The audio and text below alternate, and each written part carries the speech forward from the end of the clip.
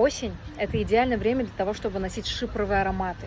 Шипровые ароматы, они всегда про мягкость, бархатистость, про этот осенний прелый, теплый солнечный лес. И сейчас в сентябре я полюбила Hermès Bohemia. Это великолепный аромат, такой аристократичный, благородный, теплый. Здесь очень красивая нота дуба переплетается с медовыми пачули. Пачули дают этому аромату вот эту вот объемность, бархатистость.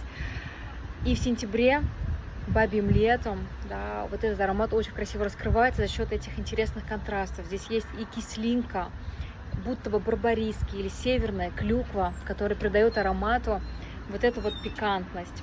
И смешивается это все с этими медовыми пачули, с медом, с теплым звучанием. И здесь есть еще вот это вот эффект горячего утюга, такое трендовое звучание современное. В общем, аромат будет собирать миллион комплиментов, очень шлейфовый, яркий, красивый.